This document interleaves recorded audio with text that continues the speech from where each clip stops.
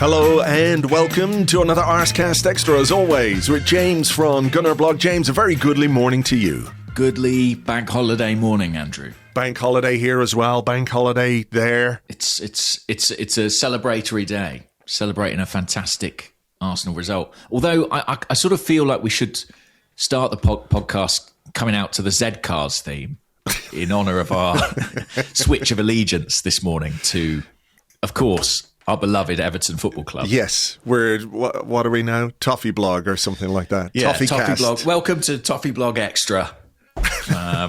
Yeah, I mean, it's a 24-hour window in which we are Everton fans. We may continue to be Everton fans tomorrow based on events this evening. Yeah. We shall see. Are you going to watch? I don't know, Andrew. I watched the Burnley game. City play Burnley. I feel like as it gets closer to the end, it becomes ever more difficult to endure. Yeah.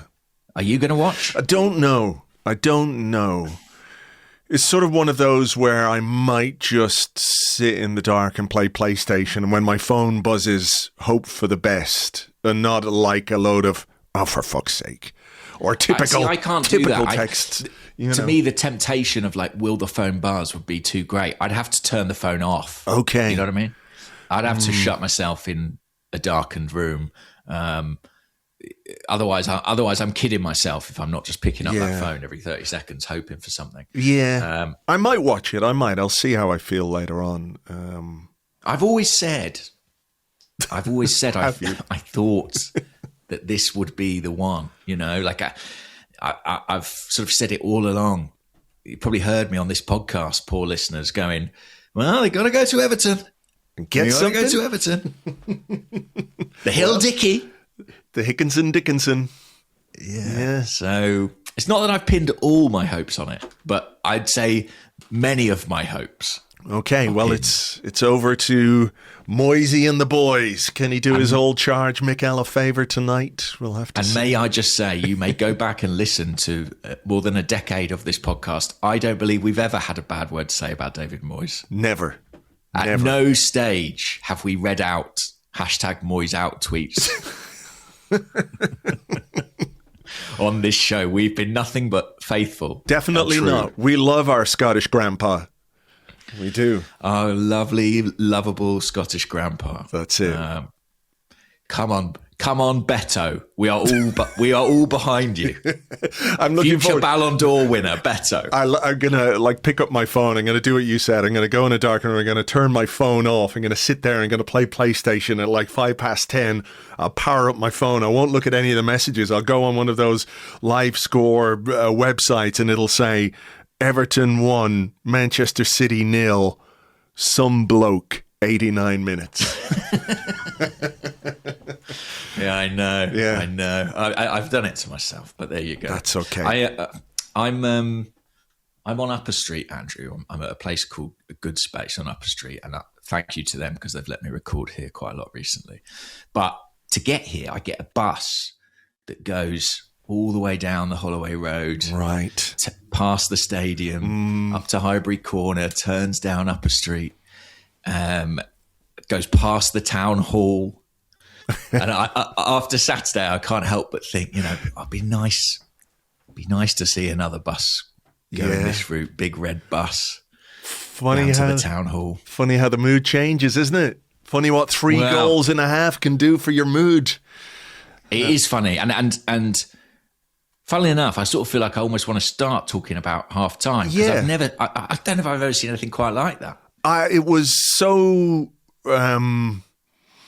I don't know quite how to describe it. You were there, obviously, so you sort of experienced it in real terms. But certainly watching at home, I was very pleased with the half of football that Arsenal had put in and the position that we were in the game. And we'll talk about all those things in a minute. But it wasn't just the fact that there was like a halftime whistle went. Maybe the fact we scored just before halftime played a part in that as well. But there was sort of the applause and the roar for halftime that sort of then kept going. I think that's the thing, you know. It wasn't sort of like, yeah, great, let's go get a pint and have a piss or whatever. You know, it was sustained and it sort of took on a life of its own in a way. I mean, what was it like for you in the stadium? Because watching at home on TV, it was remarkable, really. Yeah, well, I'm glad it translated. I'm glad it transmitted to you guys at home. In the stadium, like I say, I don't really remember anything quite like it. It was a half-time that was treated like a full-time. And that Gyokeres goal right before the break might have been a lot of people's cue to get out of their seats and get into the concourse and queue up for their pints. But instead, like, the stands were full, and it kind of started as like your traditional half-time ripple of applause, but it just built over the next 20, 30 seconds. And it wasn't just the crowd. It was the substitutes, the staff. They were on the pitch, you know, high-fiving and hugging players. It was really, really amazing. And I think it's really whetted my appetite for tomorrow night at the Emirates Stadium, for the Burnley game at the Emirates Stadium. I just think there's going to be this kind of groundswell of support that builds out of this game. And that was my overriding feeling, I think, coming out of the Fulham match, was it felt like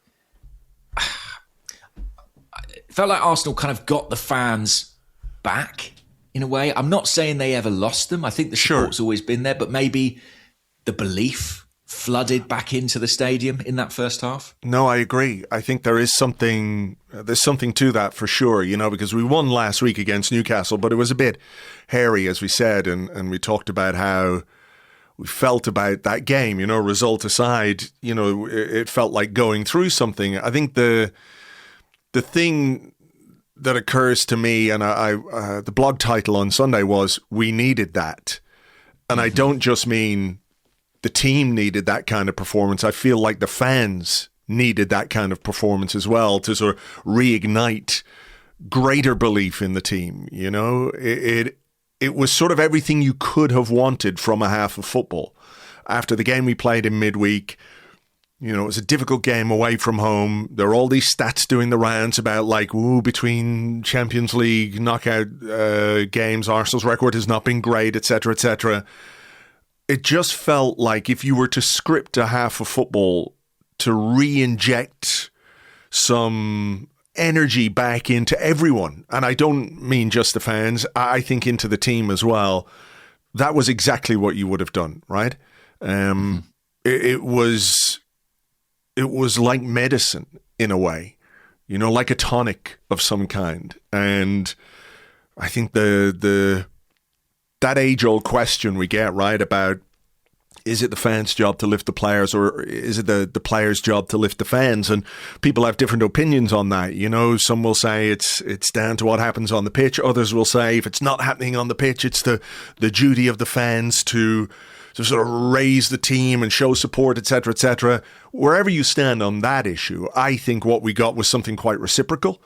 On Saturday, the team and the fans were sort of completely in unison. I agree, and there were a lot of ingredients to that doubtless will come on to, you know, Bukayo Saka coming back into the team. I think the excitement about seeing Myles Lewis-Skelly in midfield, the type of football that we played, it wasn't just the manner of the win. Sorry, it wasn't just the win, it was the manner of the win.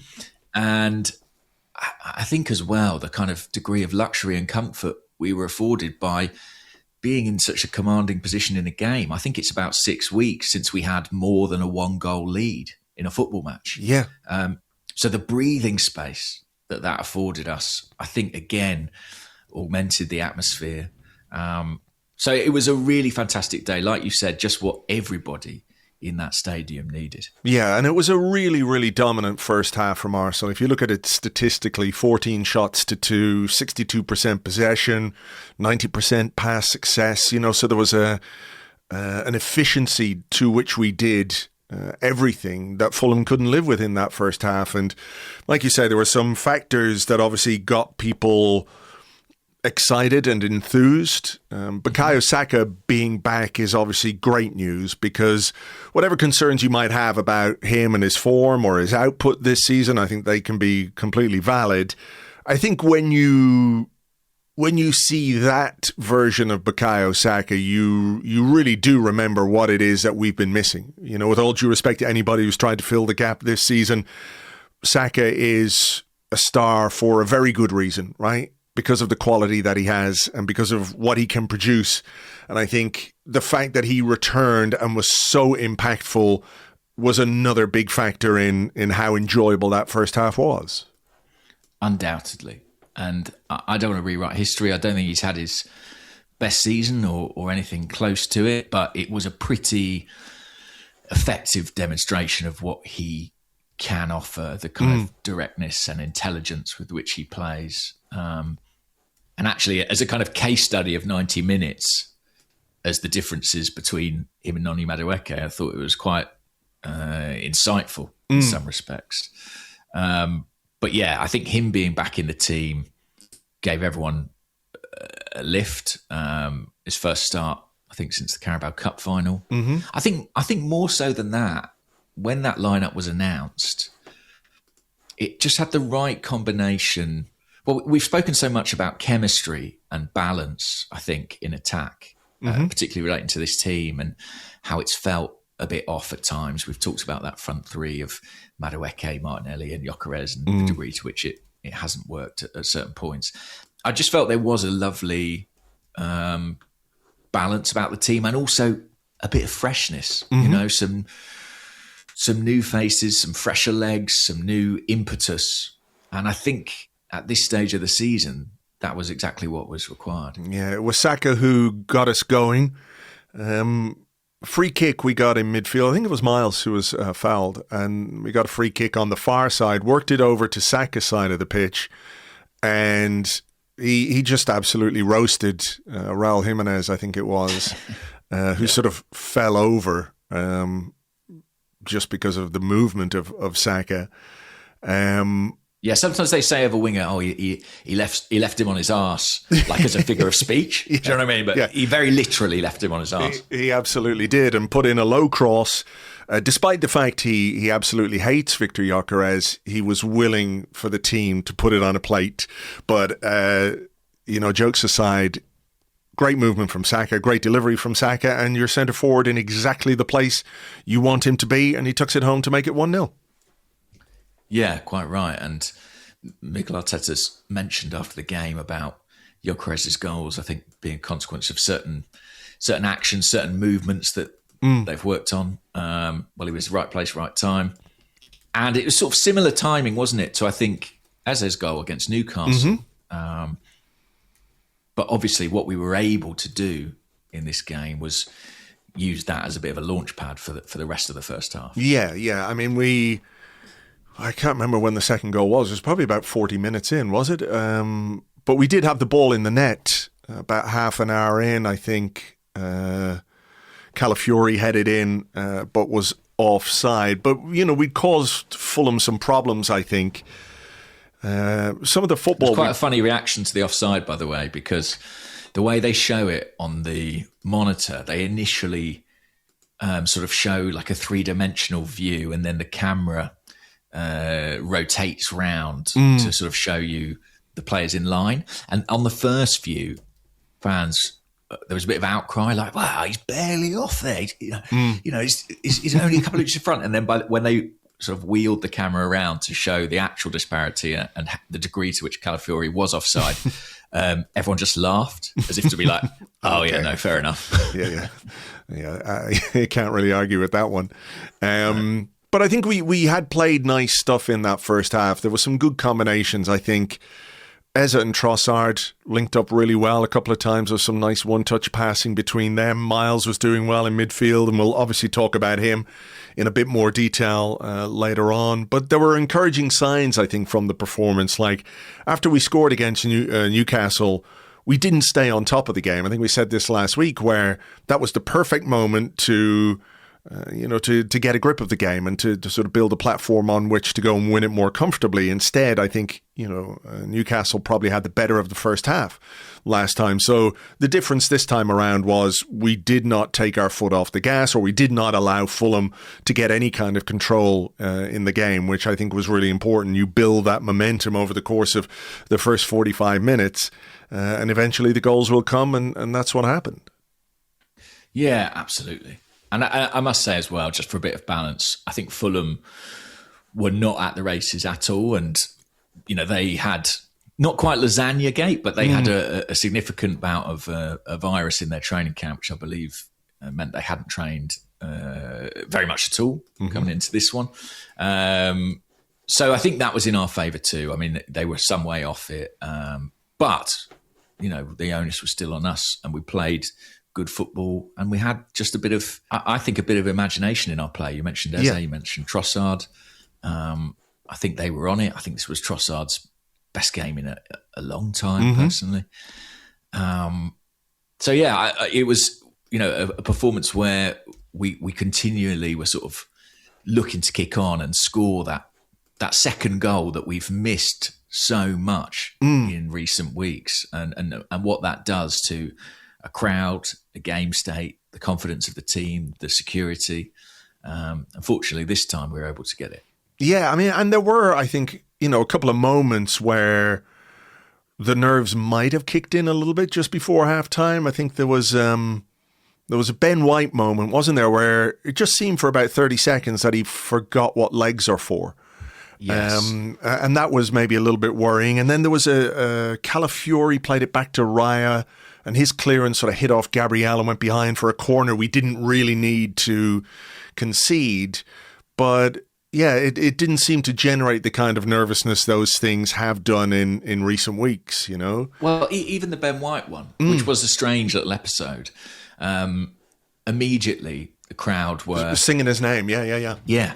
Which, again, is kind of, I think that's the Emirates at its very best, isn't it?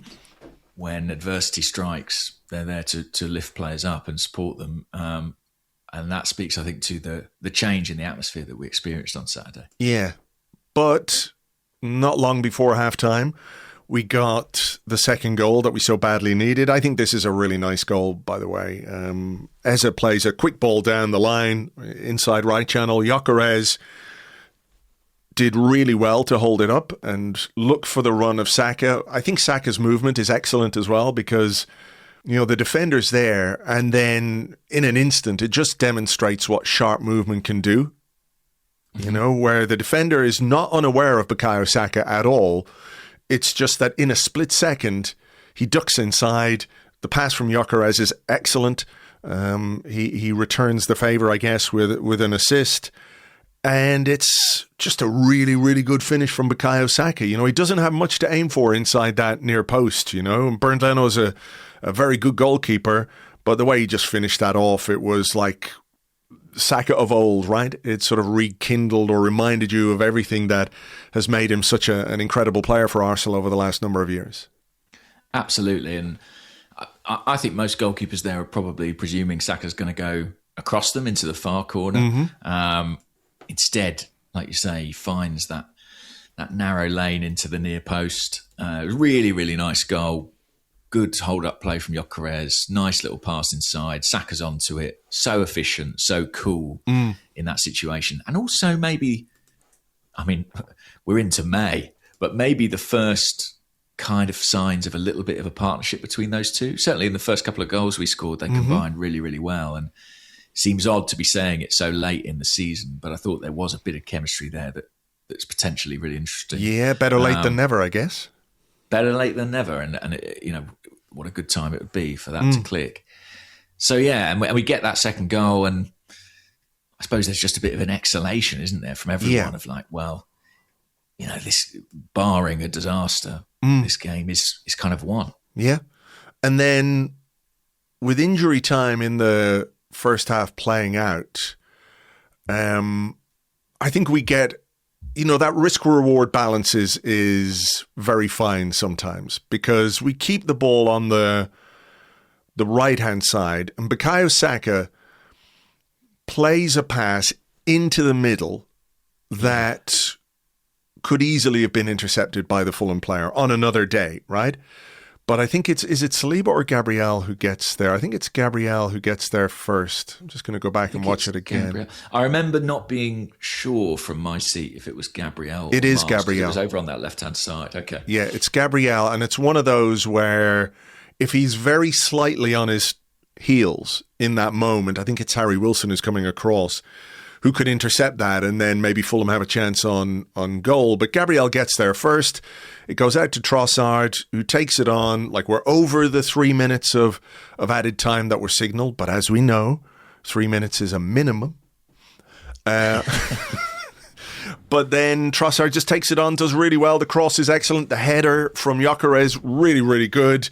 You know, he peels off the marker very well. And, you know, to score 2 goals in quick succession just before the break, you know, just gives you that breathing room that you need. Not just in a game like this where we have to win it and we have to get all 3 points in the Premier League, but I think you can't look at how important this half was in the context of the week we have, you know, and the game that we have to play tomorrow night, and the idea that, you know, we might have played 90 minutes or 85 minutes with a 1-goal lead, and we had to dig in and we had to suffer, for example, which is a word Mikel Arteta uses quite often, isn't it?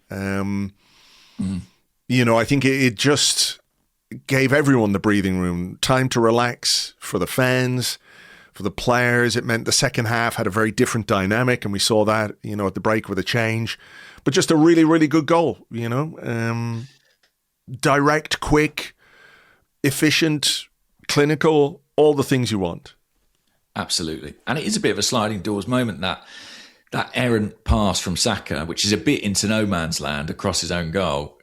If Gabriel doesn't get there first, you know, we don't get this goal. We don't get that half-time moment. We probably are at 2-1, and it's a very different atmosphere and a very different proposition.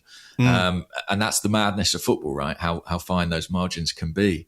But yeah, brilliantly done. I thought Trossard's run and cross was brilliant. Gyokeres just peels away on the back post. Fantastic header back across the keeper. And that's 21 goals for him in the season. You know, we should mention that brace took him past the 20-goal mark. First Arsenal player since Saka a couple of years ago to do it. First striker since Aubameyang, and first player in his debut season since Alexis Sanchez. Wow. Great numbers. And I think, you know, the sort of obvious, what's the word I'm looking for here? Like to sort of frame it yesterday, you know, the obvious, fuck, my brain is fucked. I'm sorry about this. It's been a long season. It has been a long season. Basically what I was going to say was that, you know, the observation, there's the word I was looking for eventually 30 seconds later, is that if you have Saka and Gyokeres outside, or Saka and Trossard outside of Gyokeres, it's better for Gyokeres, right? Yeah. And I think that is obvious. And I think that makes all kinds of sense. But I also think on his own merits, this was maybe the most complete centre-forward performance that Gyokeres has put in for the club. You know, I really think Saka and Trossard were helpful. No question. They both got an assist for him, and he took those chances very, very well. But I think he deserves credit, you know, for his own performance. It's not just because of those two outside him. I think as a blueprint, you really do want those kind of players around Gyokeres. But I think he also has a role to play, or a responsibility to do what he should be doing as a centre forward. He did everything you could ask for on Saturday. I thought it was a really, really good performance from him. Yeah, and I think he should be commended for the way in which he's kind of bounced back from that Newcastle game a week ago. You know, he came on for Kai Havertz there. I think people were really concerned about Havertz's absence over the week and the games to come. He had that nightmare moment on the counter-attack, which, you know, I think played out on podcasts and on social media and in conversations in pubs over the next few days. But he's bounced back from that with 2 really quite strong performances, particularly first half performances against Atletico Madrid and now Fulham in 2 huge, huge games. And I think that kind of that relentlessness, that sort of ability to shake off disappointment and go again is the hallmark of a lot of excellent centre forwards. And he's shown that, I think, in the last few days. So big credit to him. Big goals. Confidence boost as well, right? Well, exactly. I mean, we'll be hearing from him a bit later today, actually. I think he's doing the pre-match press conference for Arsenal up the road at the Emirates. So it'll be interesting to hear from him about, where he's at right now and how bullish he feels going into these crucial final games. So 3-0 at the break. When everyone stopped cheering, we could take stock and enjoy that. And certainly Mikel Arteta did in terms of what he did with, the team. He made a change at halftime, 45 minutes for Bukayo Saka. There's no need to ask more from him, is there? When he's just coming back from injury, a long-ish layoff with a tricky kind of injury. So it made sense to take him off and put Nani Madueke on. He's just shown us how important he is. Do you know what I mean? And it's like, well, we need him. We can't take any risk with him. Can I ask Andrew, 3-0 at half-time, was there any part of you that was thinking, against a very lacklustre Fulham, well, we could get 5 or 6 here. We could end the goal difference argument, potentially. Yeah.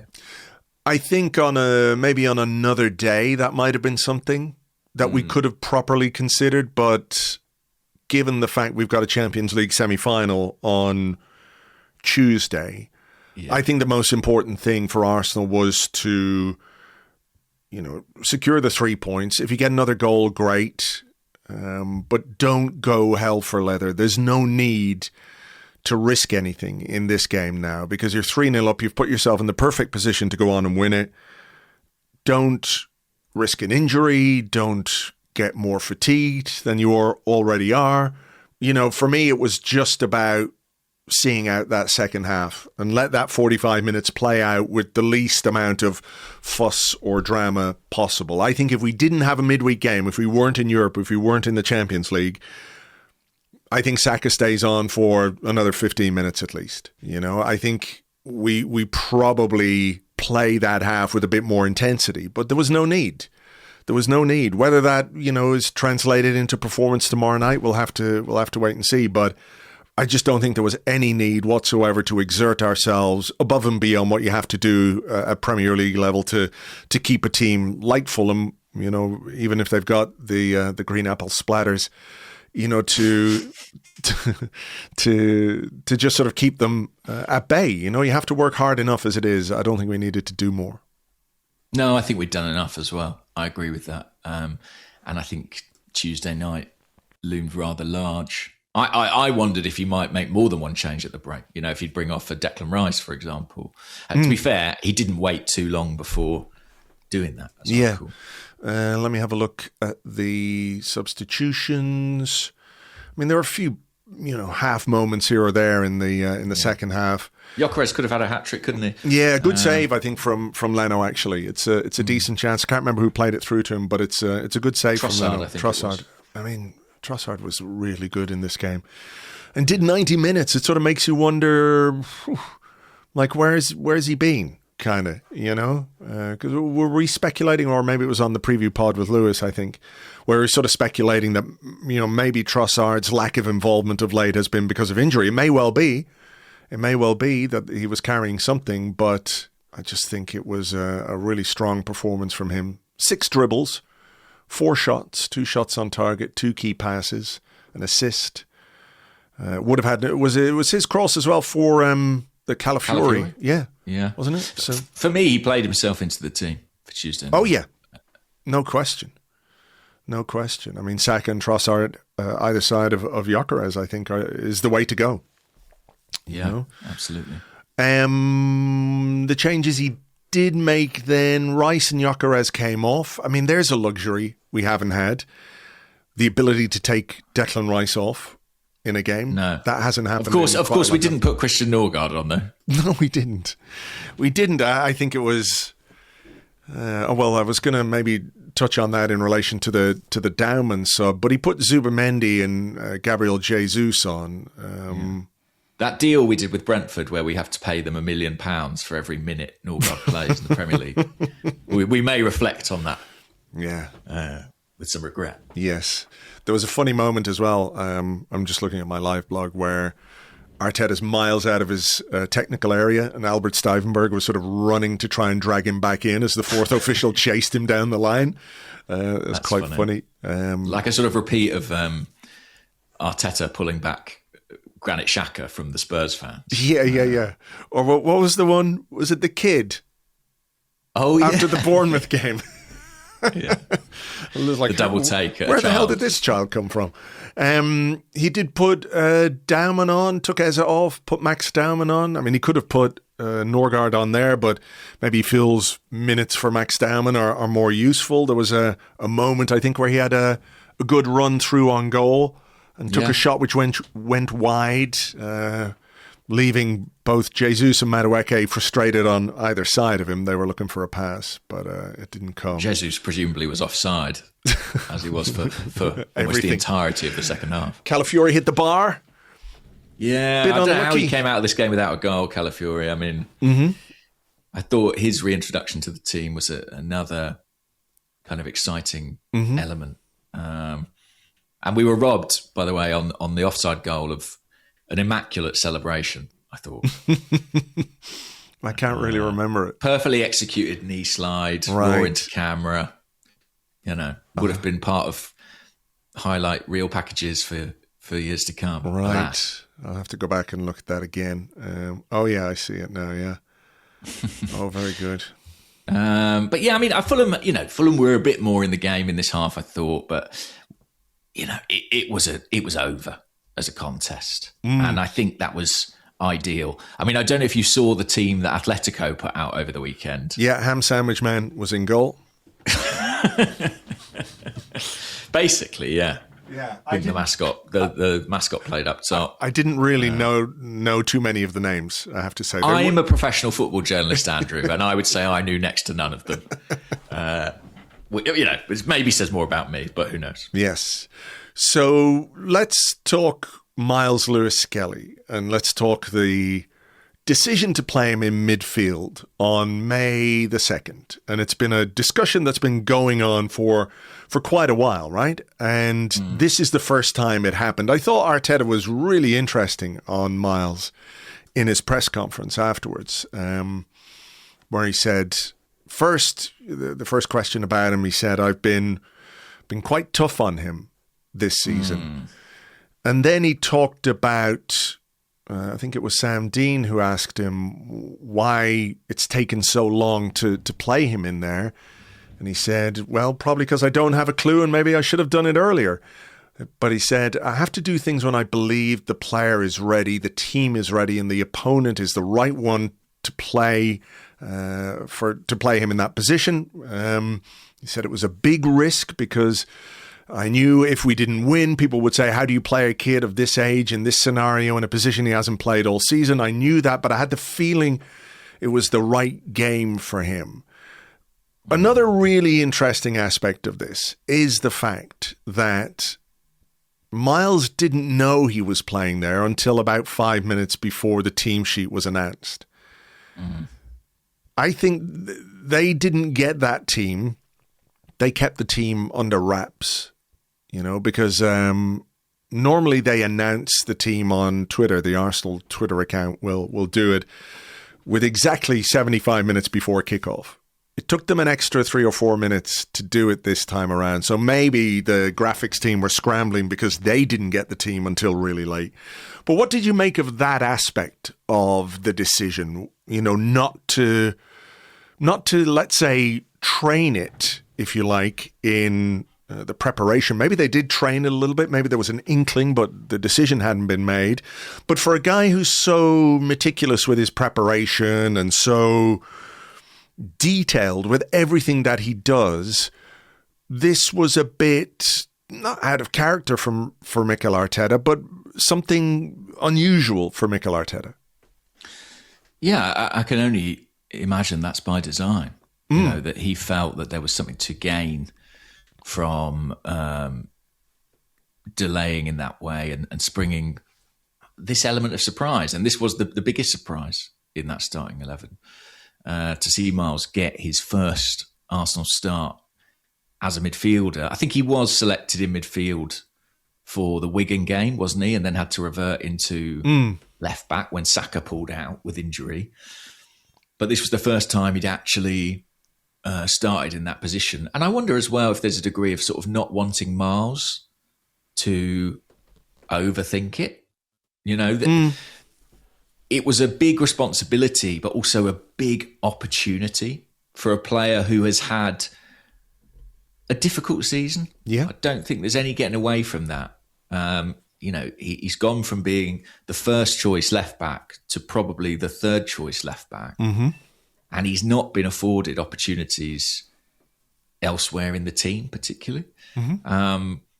So that pressure of you're finally getting your moment, and it's going to be in a game with huge ramifications for our title challenge. For a 19-year-old, the less time they have to live with that, maybe the better. Yeah, maybe so. Maybe there's method to the madness in a way. I think listen, whatever the strategic thought behind it, I think it elicited a really good response. I mean, I thought he acquitted himself really well, Myles, and looked the part, looked every bit the part, added elements to our midfield that I think at times we miss in terms of his ability, his willingness to take risks in that part of the pitch and carry the ball or play the more difficult pass. And I think Sam's question to Mikel of why has it taken so long, I think is entirely valid. And, you know, I think that is a question that lots of supporters are asking, because we've seen Declan Rice and Martin Zubimendi run into the ground, and on top of that, an obvious reticence to use Christian Norgard. So, for me, it probably does come a bit too late. But I'm glad that Mikel took the leap and put his faith in Myles and gave him the chance, because it was undoubtedly rewarded. Yes, it was. It was a great performance from him. I do wonder if it's opened a door again for Myles, you know, because I think when we brought in Piero Hincapié, that was, you know, some might say that's a challenge for a player like Myles Lewis-Skelly, right? You have to rise to nothing is going to be easy in the professional game. You've made your breakthrough. You were, you know, one of the shining lights of what was, generally speaking, an underwhelming season last time out, right? Because the expectations were high, and listen, we got to the semi-finals of the Champions League, and that was great. There were some brilliant moments along the way, but in Premier League terms, it was a bit underwhelming based on what we were all expecting going into that. But he was one of the bright spots, you know, if you can call it that, in a season where we finished second. You know, it's not an exaggeration to say that he was one of the good news stories of last season. Then you bring in Piero Hincapié when you've already got Riccardo Calafiori. I don't think that's a challenge. I think that's the manager signaling to you that he wants something different in the position that you've made your breakthrough in. And if it has been a season of real frustration for Myles Lewis-Skelly, I can completely understand that. You know, he's played a bit, but nowhere near as much as he would have liked. And I hope, you know, between Myles and Ethan, you have two really talented young players who have made the breakthrough from the Hale End Academy to the first team, you know, and a first team that is at a really, really, really high level, you know. That's not easy. But I think this season there probably are doubts over what's going to happen with both those guys, right? Mm-hmm. I don't think really that there is a left-back future for Myles Lewis-Skelly at Arsenal when we've got Riccardo Calafiori and Piero Hincapié. And I know there's sort of fitness issues with Calafiori, et cetera, but I think that tells you the kind of player, although they're slightly different in terms of their own styles. Physically, I think there's a similarity between Calafiori and Nkapie that I think tells you what Mikel Arteta's preference is for that position, right? But I wonder if now this is a door opening for Myles. And maybe it's, a little bit unexpected. Maybe it wasn't something Mikel Arteta was really planning to do. And the fact that it's happened, and it happened to such effect or such good effect, I wonder, does it require maybe a rethink from the manager in terms of what he thinks about Myles' future and everything else? Yeah, I don't disagree with any of that, really. I think the Nkapie signing, to me, signalled big trouble for Myles Lewis-Skelly, the left back. Mm-hmm. Myles Lewis-Skelly, the central midfielder, off the back of Saturday's performance. Yeah, I think maybe there is a future for him at Arsenal. I think irrespective of that, I'm actually just very, very glad that he's had this moment in what might be a very successful campaign. I think it'd be very possible for him to feel on the outside of it and like he's not had his time to shine. And I think whatever happens in his future, like if Arsenal do go on and win the Premier League, I think his contribution in the form of this game will really, really be remembered.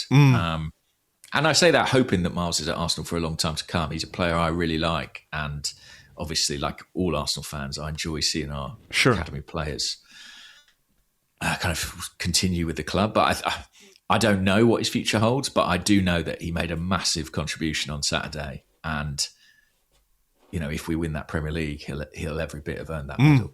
No, for sure. I thought it was great.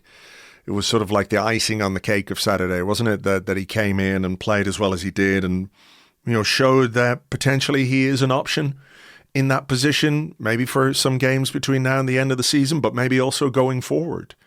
Yeah. And listen, I think we should never underestimate what an academy player's involvement can do for the vibe. The lift that can give the crowd. I mean, obviously Bukayo Saka's the sort of preeminent example, but it was a nice moment before the game as well, by the way, for Per Mertesacker to kind of get his flowers in the form of one of those silver cannons before he leaves the club. And, this was if you look at Saka, Dowman coming on, Myles having that starring role in central midfield, it was a positive reflection of Per's contribution in his time at the club too. Let's not ignore the fact that the Saka and Emile Smith-Rowe song got a bit of a run out as well. That's how good the vibes were related to the Arsenal Academy on Saturday. It's very, very, very rare to hear home fans singing about an away player. No, that's quite right. And if Emile Smith-Rowe had stuck one in the top corner, I don't know if it would have been the same. But fortunately, he did all right by us. He did. So look, to conclude part one, just what the doctor ordered ahead of not just tomorrow night, but I think the remaining 3 games in the Premier League. This is, one of those moments where we had the chance not just to win the game, but to go 6 points clear.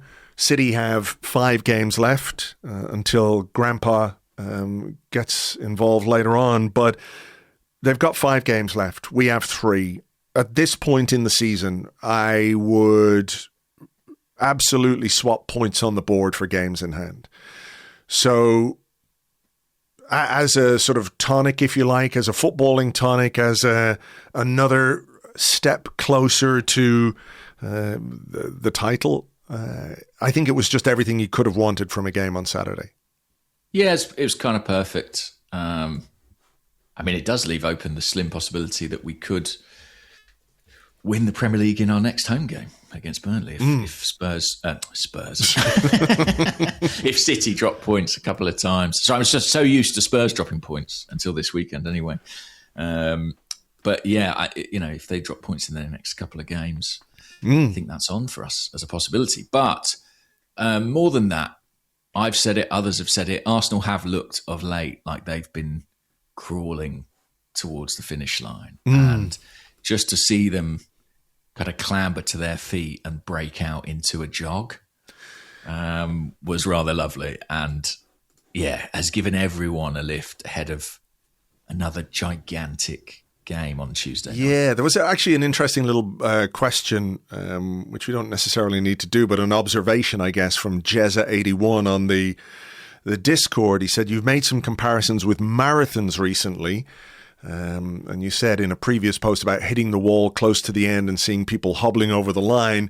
He said what's also common in marathons is hitting the wall around 32 or 35 kilometers, having a few very tough physically and mentally kilometers. Then when the end is in sight, you sort of find a second wind that you didn't know you have. So hopefully that's kind of where we are with this, that we did hit a bit of a wall, but now with that renewed energy and renewed confidence and belief that we can take that into not just tomorrow night, but I think, a very difficult game next week against West Ham, who are going to be fighting for their lives.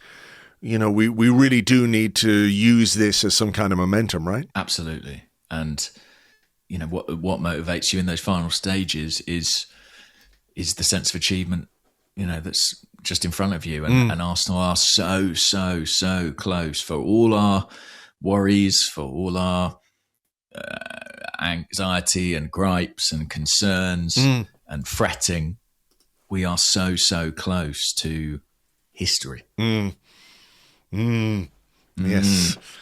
Yes, fingers crossed. All right, listen, we'll take a little break here, but when we return, we'll be back with your questions and more in part 2 right after this.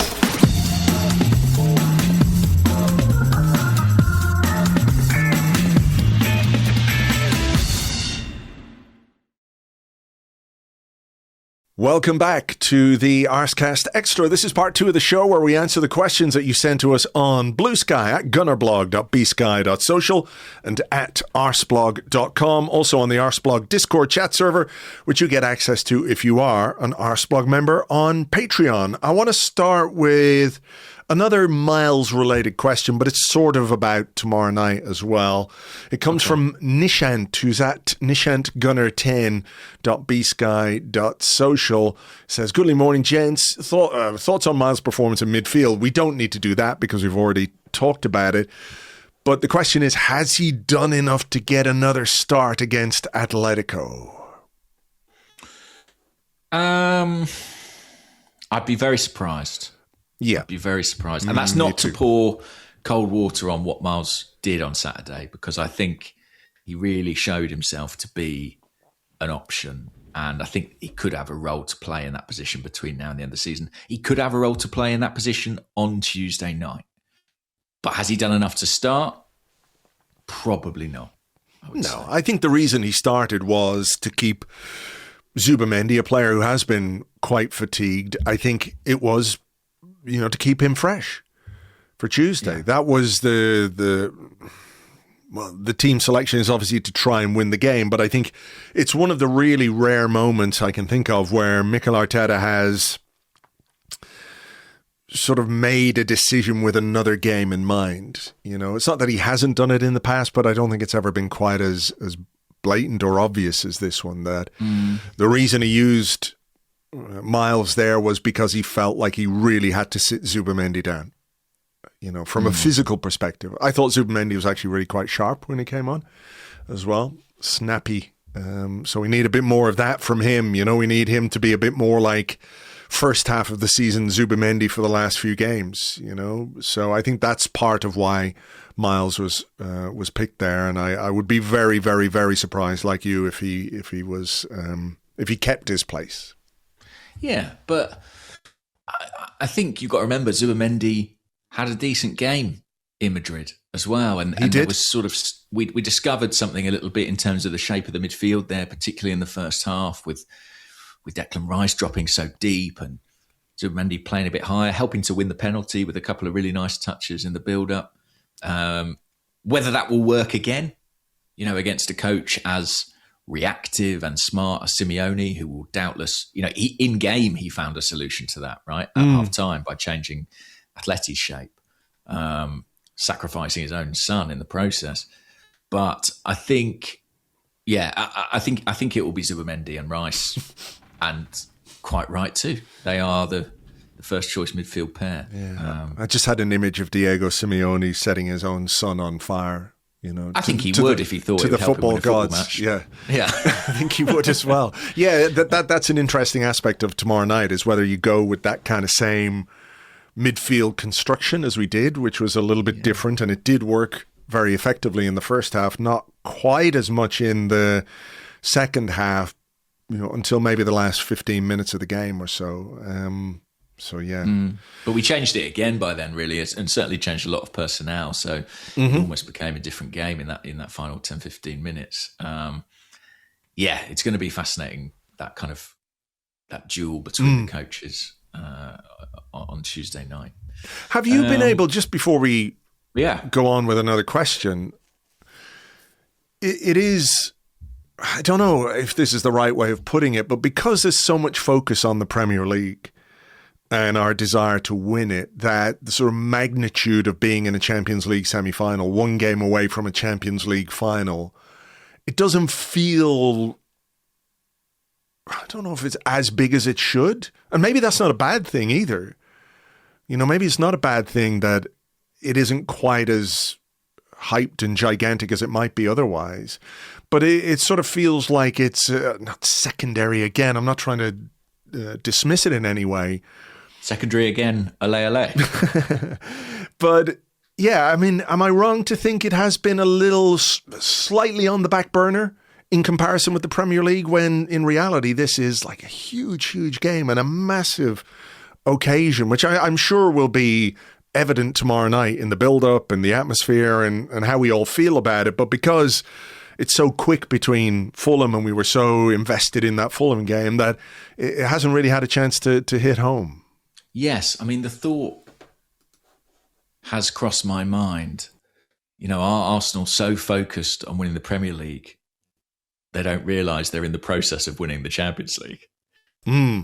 It's almost sneaking up on us, our European campaign. And we have kind of seen the 26-27 season, I think, through the prism of our Premier League form. But when you look at what we have produced in Europe, the level of consistency, the defensive record, we have put together an incredibly compelling, thorough European campaign.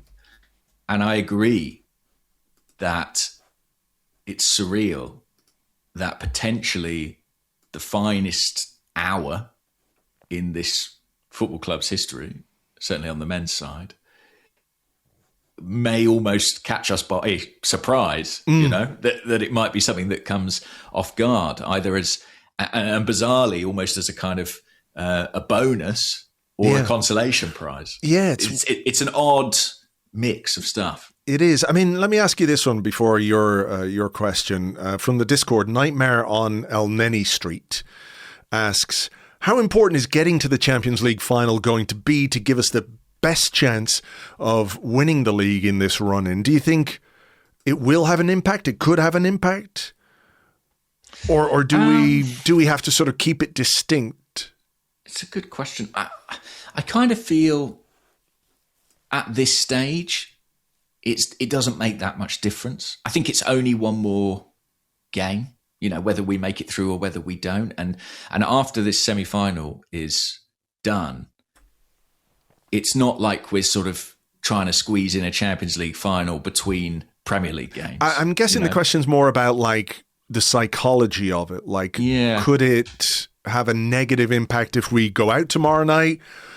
Or, if we make progress and make our way to the final, is that sort of momentum and confidence that we can take from that? It's hard to say, obviously, Yeah, I really don't know. I mean, I've always sort of thought about it more in the physiological terms. I look at tomorrow night and I think, I hope we don't have extra time and penalties, to contend with, for a multitude of reasons. I know that. But I know there's a few days between Atletico and West Ham, but I don't like the thought of 120 minutes plus ahead of a Premier League game where, like you say, that the opposition are fighting for their lives. I really think it could work either way. It could be that reaching the final convinces the team that this is their year, this is their season, and propels them onwards. Equally, if we were to go out against Atleti, which is very much in play. Like I do not take the second leg for granted at all. I think it's going to be a difficult game, even after impressive showing from us on Saturday. Then, equally that could redouble the efforts on the Premier League and focus the minds and make the team even more determined to get that one over the line. So I think it's almost impossible to say, unfortunately. I know from a fan's perspective, it would be incredibly exciting to think that, okay, we've got these 3 Premier League games ahead of us, but beyond that, we have a first Champions League final in 20 years. It would just set up an absolutely extraordinary finale for the season. Yeah, it would be amazing. It would be absolutely amazing, And I think the fact that it has slightly snuck up on us shouldn't obscure quite how big it would be and quite how momentous it would be to reach the final, let alone win it. Sure. Well, let's see. It's a huge game, and we'll try and talk about it a bit more tomorrow. We'll do a sort of combination episode of the 30 and a bit of a preview podcast, so you can join us for a bit more on that game tomorrow over on Patreon. Right, over to you, your question. Well, I liked this from Andrew Does Stuff on Blue Sky, who said, is #ArsFull the funniest of all the Premier League hashtags? There were shouts for ArsCry as well. Yeah. When we play Crystal Palace, but there you go. Juvenile jokes about arses. Come on. We're all better than that, aren't we? Absolutely not.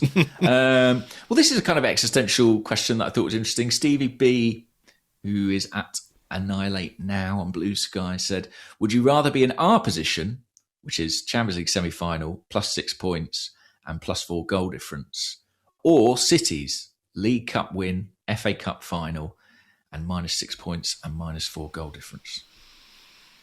I think ours, because we have the points on the board. As I said in part 1, I'd much rather have the points under our belts than have the games in hand. So as disappointing as it was to lose the League Cup final, the potential of winning the Champions League final is far, far greater, right? Whatever disappointment I felt after that game, I will be able to just sort of put in the dustbin of my mind forever. I'll say, well, it was a bit disappointing at the time, but, we won the Champions League that season, so fuck it. That's how I would be able to cope with that, So I think our position would be the one I'd like to be in. I'm with you 100%. I think, listen, with all respect to the League Cup and the FA Cup, and we've had some great, days out celebrating those in the past. The prospect of a potential Champions League final, I think, is an easy trade. And in the Premier League, it's not. It's, to me, that one's straightforward. We've got the points on the board.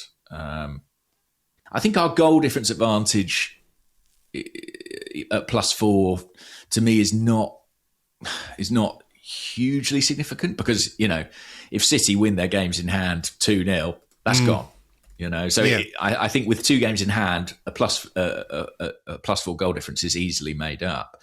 But the points on the board, I think that's huge, and the pressure changes hands now, doesn't it? I think it's all the focus is on City now, and it's probably the first time in a long time that they are playing with that kind of scrutiny and pressure applied in the Premier League. Yeah.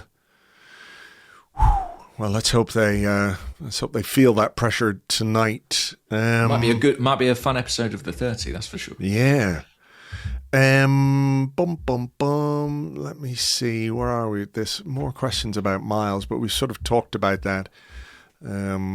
Sports was asking, was Calafiori getting injured in the warm-up a sliding doors moment for our season? Besides getting an injury to a very talented player, it deprived us of an opportunity of seeing Myles in midfield months ago.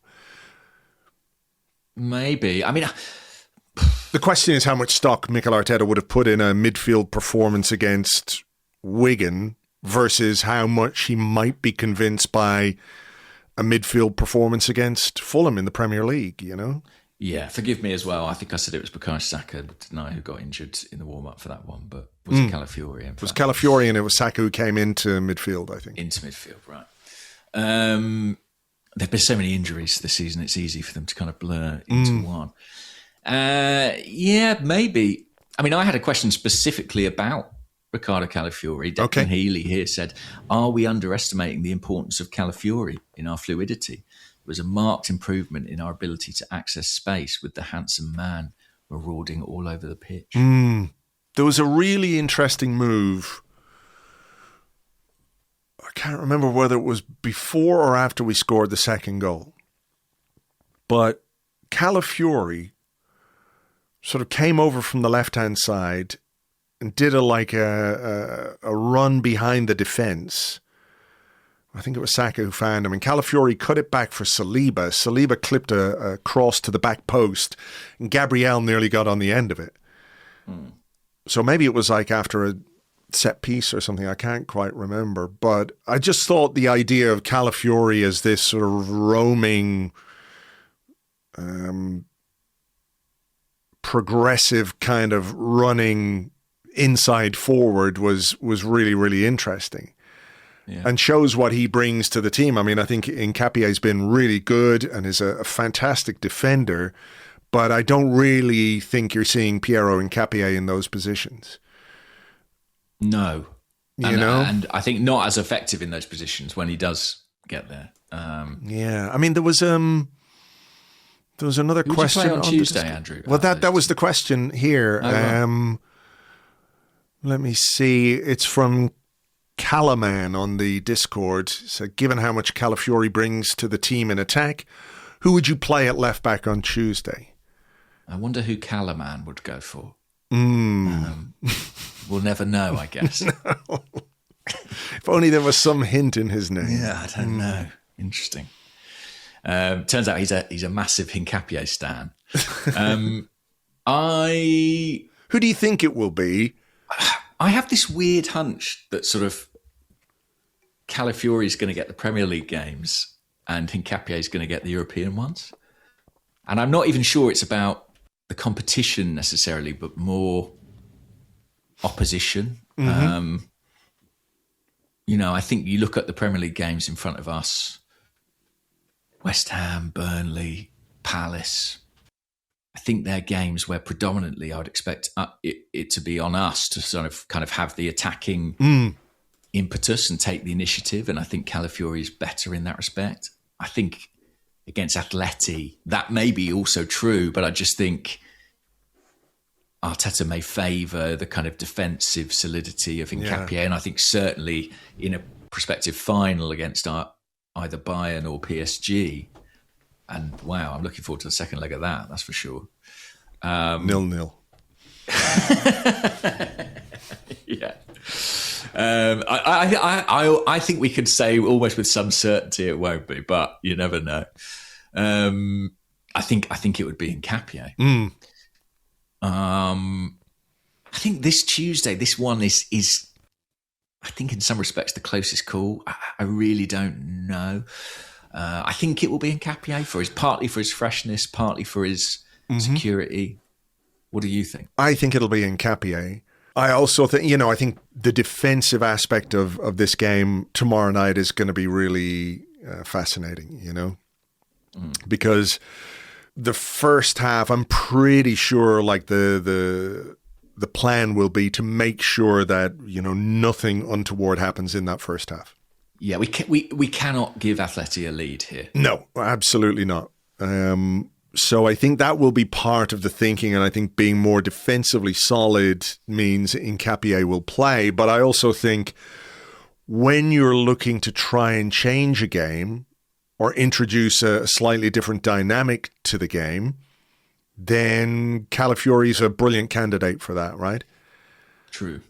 So I think, not that he's an ace up the sleeve, but something along those lines where, if we do have to go for it, if we do want to go for it in the second half, if we want to avoid extra time and penalties, if we want to try and score a goal, then maybe there is something in Nkapie being in reserve, or Calafiori rather being in reserve, that gives you the opportunity to do that. Yeah. I think I see it that way too. And of course, the freshness coming into Tuesday, I think, is a factor as well. So I think it will be Nkapie, but great to have both options at our disposal. Hopefully they can both stay fit as well. Speaking of fullbacks, Pete Quavo on the Discord says, "Goodly morning. I feel Ben White's return to the starting 11 is very important to the way Arteta likes to play. But I also feel that Arteta is consistently frustrated with him for some reason. Does it seem Arteta is conflicted with how he feels about White's overall play, or am I imagining things?"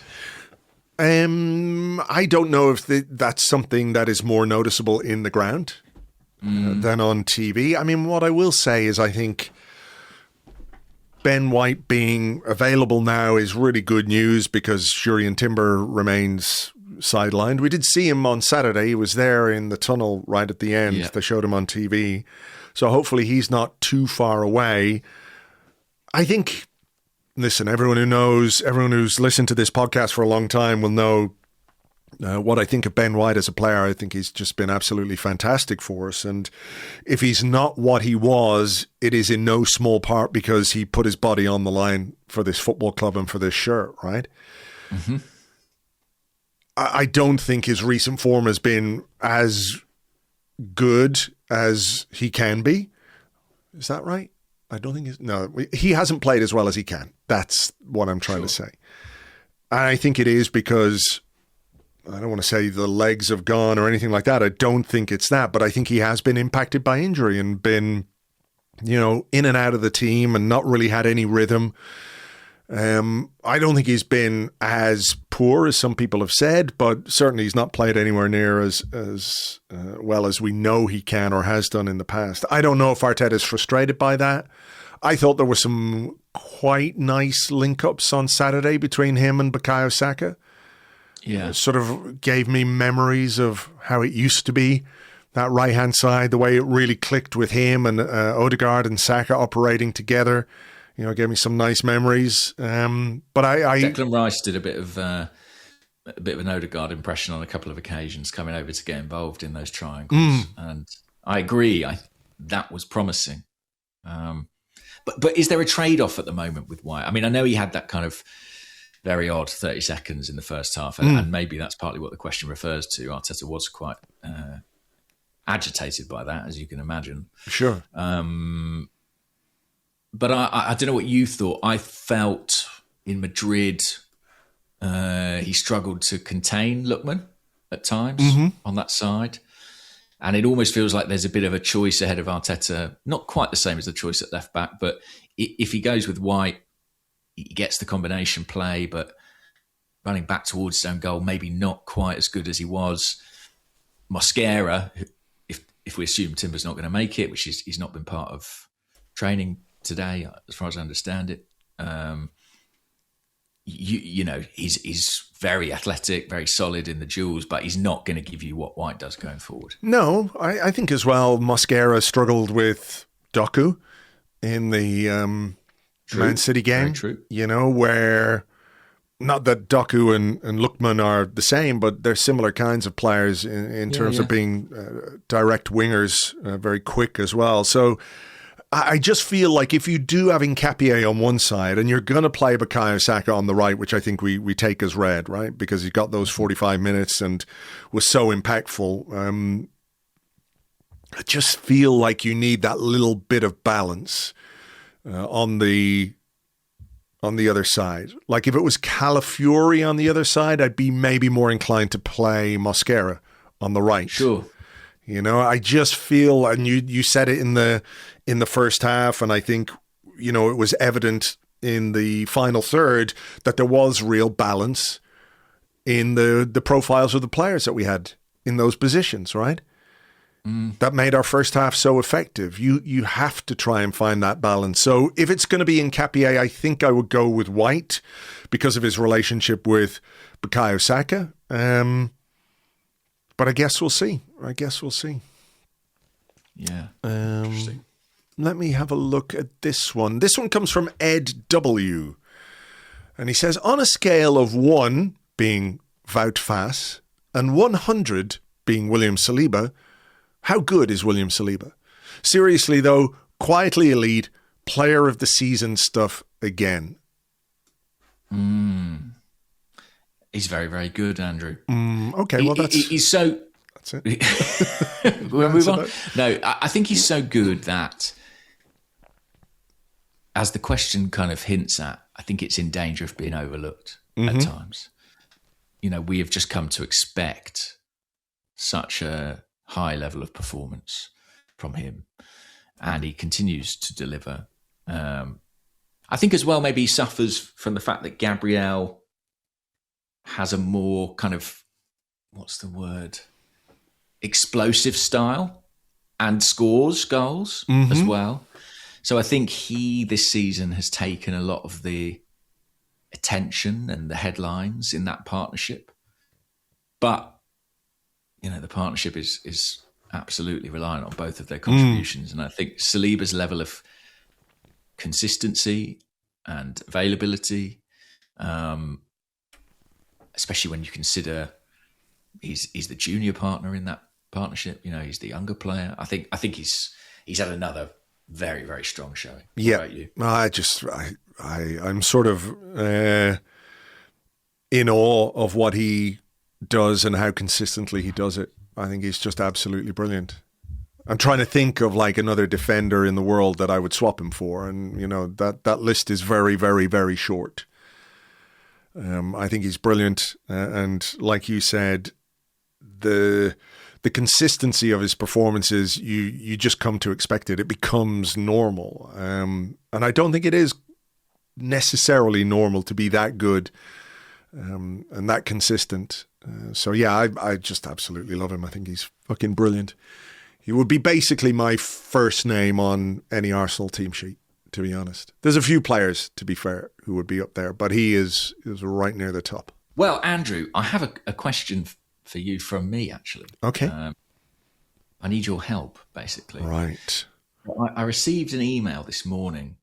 I'm a member of the Football Writers Association, and as a consequence of that, I get a vote in the Footballer of the Year award. Right. Vote is due on Wednesday, May 6th. So my question is quite simple, really. Who should I vote for?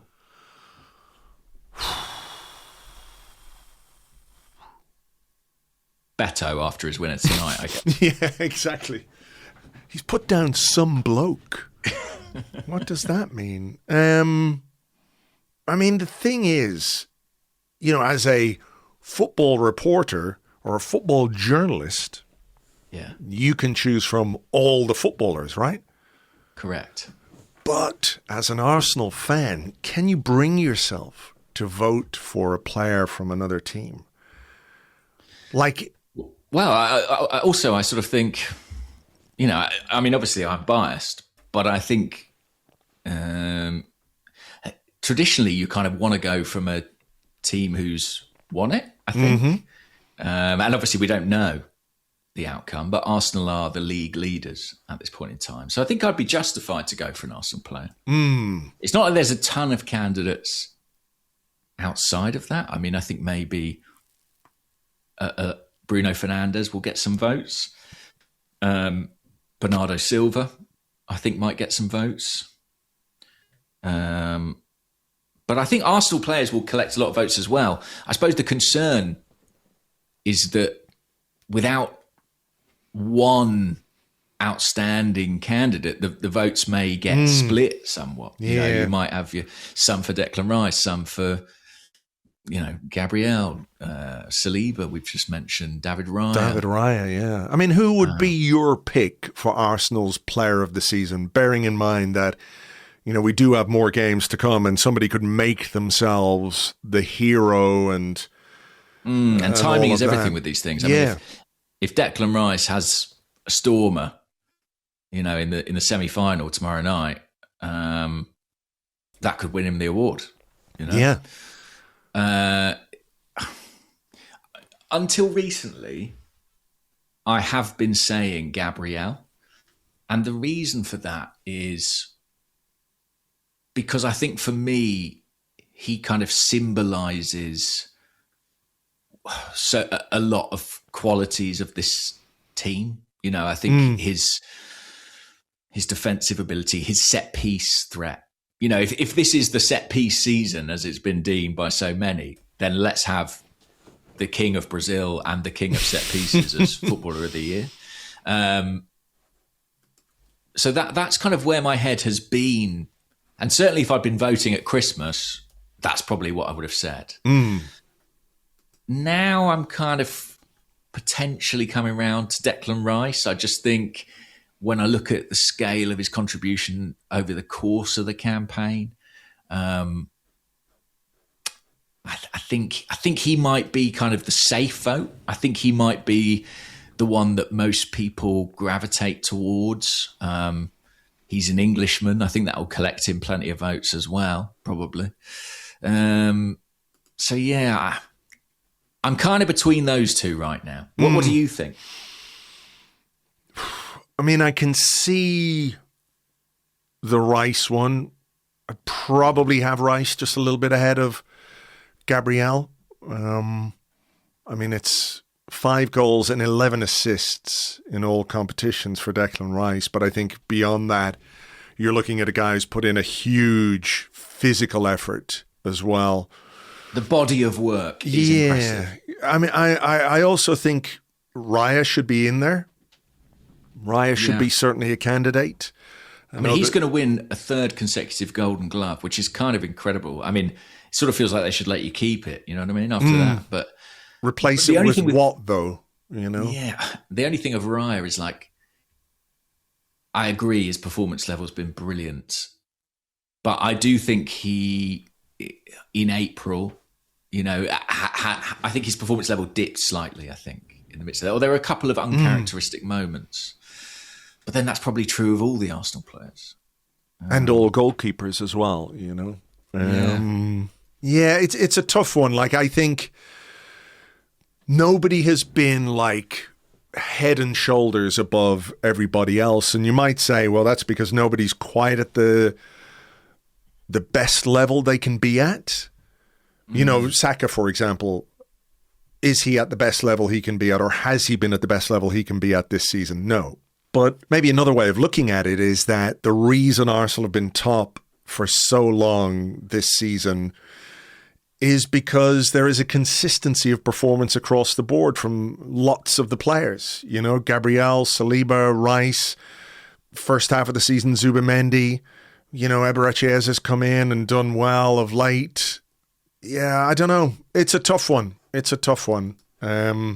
I think I'm coming around to the idea of Rice just in terms of the contribution across the whole season, and maybe he is the guy whose performance level has kind of never dipped below a certain standard. And when I think about mistakes or wobbly moments, I mean, obviously I remember in the North London derby at Spurs, he made a big error, but it's kind of the exception that proves the rule in some ways. It's kind of the only one I can think of in his case.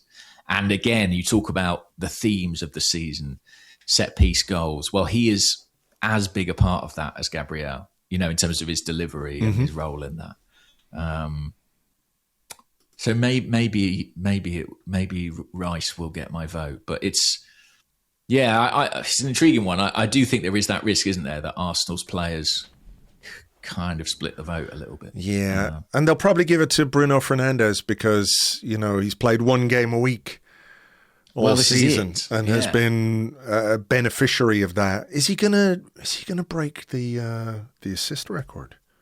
I think he's on course for it. Although, frankly, his season should be over. I don't know if you watched United Liverpool yesterday. No, I thought he made a terrible challenge that should have been a red card. I didn't see. I haven't seen Match of the Day yet, so I'll have to. I see. Well, check that out before the 30. For me, that was a red, and he got away with a booking. He is on course to break the assist record. And I listen. I actually don't want to say it, and you can hear the words kind of fighting to stay in my mouth. But I think he's been very, very, very good. I just think, it would feel a bit odd. But I think somebody pointed out to me that in 1999, I think it was, that the title race was incredibly close between Arsenal and United, and consequently, nobody quite knew where to put their vote. And I think it ended up with David Ginola winning the Footballer of the Year instead of a player from United's treble-winning team. You know? Yeah. And it would be cruel, I think, if touch wood, Arsenal win a Premier League and a Champions League and Bruno Fernandes walks away with the Footballer of the Year, something's gone wrong. Well, listen, can I tell you now how much I couldn't give a fuck if Bruno Fernandes won Player of the Year, if we won the title in the Champions League? Fucking make him the new king. Let him have it. Yeah, make him the fucking king of England for all I care. I mean, I suppose, all that does is really demonstrate the unreliability and maybe inconsequential nature of individual awards in football. Yeah.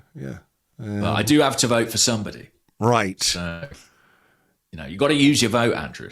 That's it. People fought for the right for football writers to have this vote.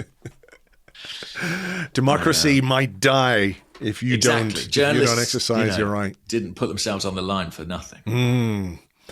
Those brave journalists. Let me ask you this question. Yeah. W Campo 33 on the Discord says, what did you make of Andrea Berta being spotted in Turkey last week? Any insider info from James about that and/or any summer recruitment gossip in general, which I think can wait? Oh, yes. Summer can wait. We have to. We got plenty of time for that. Yeah. We might need a whole new fucking team, depending on how this season. I mean, once they've won the Premier League and the Champions League, I think many of them will just retire, I imagine. Put them out to pasture with their medals around their neck, and we just start again. Clean slate, go again. But, Beautiful. Why do you think Andrea Berta was in Turkey? Was he just getting a new set of teeth? Andrea Berta is going to come back and blind us all with his Turkish choppers? Maybe. I mean, that is what people in football do. Unai Emery's are really something, aren't they? Emile Smith-Rowe got terrific form this week, I must say, Unai. I don't know if you've seen his interviews and press conferences, but I saw the interview after the tackle on Ollie Watkins. Yes. The VAR stuff. I think he's quite right. It was a terrible challenge. That. But after what he did yesterday, I'm not predisposed to saying anything nice or kind about Unai Emery at all. Not that I really am in general. He's a terrible, silly little man. And yesterday was further proof of that. Truthfully, on Andrea, I don't know why he was specifically in Istanbul. The man has a full head of hair. Do you know what I mean? So we can rule that out. I think, or maybe that's his secret. Maybe so. To be honest, he's a guy. What do we know about him? He's a guy with a big contacts book who likes to know a lot of people in football and explore a lot of potential options and situations. So I imagine it's sort of the ongoing work of a sporting director is building those relationships with clubs and contacts, and doesn't necessarily have to be specific about a certain player or a certain club or no. I mean, they've got some attractive players at that club, that's for sure. But I think really the difference here is the cameras. Probably he's at clubs, at games all the time, and it doesn't get coverage. But we know the Turkish media are kind of transfer crazy. So no surprise it found its way out. I mean, do you have to go in disguise as a sport? Could he go to the joke shop and buy one of those sort of Groucho Marx glasses and mustaches before he goes to a game? Cameras are scanning the stands, director's boxes, right? Who's in there? We can cut to X, Y, or Z at a certain point in the game. And it's like, oh, Groucho Marx thought he was dead. But no, it's Andrea Berta jotting down in his little notebook, whatever it might be. Yeah, I think there are some old stories about Arsenal scouts doing that in the old days, in kind of Steve Rowley's time, turning up with a wide-brimmed hat so it wouldn't be clear who we were after. Trying to smuggle 6'4" Arsene Wenger into a stadium. Yeah. My name is Guy Incognito. Exactly that. What about this one? Can I ask you this? Because we had a couple of questions like this. One from I had it right here. True Story number 4. Who says Declan Rice is, I think, our best / most influential central midfielder since Paddy V, and a great lad to boot. Any concerns about him having to help relegate that rabble from East London next weekend? And Stedersaurus on the Discord says, do you think there'll be any difficulty for Declan Rice going back to West Ham and pushing them one more step towards relegation? I wouldn't have thought so, given all the stick they've given him since he left. I'm not saying that he would be out to send them down per se, and I'm sure he'd rather see them stay up at Spurs' expense, but he has had a lot of stick online, in the ground. They weren't happy with him for choosing Arsenal. They all wanted him to go to City because it was kind of less offensive, I suppose, for him to join a club outside London. So I'm sure he'll say and do all the right things, and if he scores, it'll be the muted celebration. But inside, I think he'll thoroughly enjoy it. He'll be dancing. Yeah. I don't worry about that at all. I think there's too much at stake for him, in his career as somebody who wants to win things. If a consequence of winning the title with Arsenal means that West Ham are relegated, like you say, I don't think he'll be happy about it, but he's not going to go easy, on any opposition because he's got a bit of a pass there. That's just not going to happen, Well, it's the ultimate justification for the Arsenal move as well, isn't it? To win the Premier League and potentially the Champions League. So I think that will be foremost in his mind. I think he'll be bang up for that one. Bang up for it. I'm not worried at all about that. I think it's probably our hardest remaining Premier League game, though, because there is just that, when you're playing against a team who are kind of scrapping for survival, it just adds a bit of volatility to a game. And West Ham aren't very good. I mean, they were heavily beaten by Brentford at the weekend. And it's a shame we haven't got the league wrapped up so that we could hand over the 3 points and try and take Spurs down. But alas, we've got to go there and win. But that's Unai Emery's fault again. I know. Well, and it's him who faces City on the final day. So let's hope it doesn't come to that. I refer people to today's blog if they'd like my thoughts on that one. So, is there anything else, or do you think we should get out of here and get this podcast out to people? I think let's get it to the people. They want to revel in it and get themselves excited for tomorrow night. Yeah, absolutely. It's going to be a huge game and a huge occasion, and hopefully one we can rise to. Nice to be back to convincing winning ways as well after Fulham on Saturday. So everyone's feeling good, and hopefully that translates in every performance we see between now and the end of the season. So as ever, thank you so much for being here. Thank you for listening and downloading and sharing and subscribing. Thank you to everyone, by the way, who bought tickets for our live event at Union Chapel, which is on Saturday, May 16th. As ever, they sold out in a flash. And we're looking forward to seeing many of you there. Hopefully it is a night where, if results go our way, if Grandpa and some bloke do what we need them to do tonight, perhaps it could be a night of real celebration. Nevertheless, we thank you for coming on board there, and we'll see you there on Saturday evening. For now, though, folks, take it easy, and we will catch you on the next one. Bye-bye.